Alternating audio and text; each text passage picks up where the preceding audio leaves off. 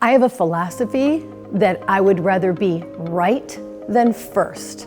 And that is how I have lived 30 years in this business. We make sure that we never mail it in. That's what I say. We never mail it in. We're always fact checking. We're true journalists because I want to make sure that they can count on us. So the pace of news is hectic. It's changed. But I always want to be right. Always. It's top of mind. Everybody has a bias. Everybody.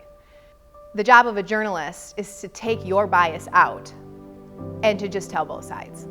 I firmly believe that journalism is rooted in two sides to every story, and that every story should have two sides, if not three, because there's never one side to an issue. It is important, more than anything, especially these days, to have both sides. I think that we keep the trust by just telling the truth.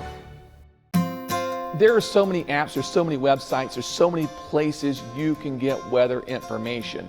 But my job is to take all those sources of information and interpret that. I mean, to me, it's sort of like an artist painting, but when I can kind of ingest all of that and mold that into something I can communicate to you to help you plan your day, that's what forecasting the weather is. It's taking information that really is not very user-friendly and making that something that can help you decide what you're going to wear tomorrow morning. Prep sports are amazing because so huge and so fun. There's nothing like a Friday night, when we go out for the fifth quarter and you see the whole community there and everybody rallies around each other. And that's another reason why I love sports so much, because I feel like it's the one thing that just brings everybody together. On a Friday night, you could put your differences to the side because you're all cheering for one team and one common goal here. I've had people say that I've never changed over, 30 years. It's a big responsibility to be an anchor, especially for this station. I try to maintain a sense of humility, a sense of gratitude for what I do, a sense of privilege for what I do. It's a privilege to tell stories. It's a privilege to report the news. It's a privilege to be there for people. It's fantastic. There's nothing else in the world I'd rather be doing than telling the news and telling people stories. Local news is so important right now. Anybody can go anywhere online and get headlines or anything happening nationally. But you're only going to get the stories happening in your backyard from your own local news.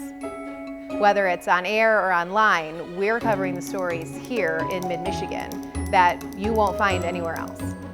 So if you really want to be plugged in to what's happening right where you live, then you need that local news. The most important thing that I can do is keep you safe during severe weather, protect your family and protect your property. So my second most important thing is preparing people for the day-to-day life that we face here, because as you know, in Michigan, it might be hot today, but tomorrow it could snow.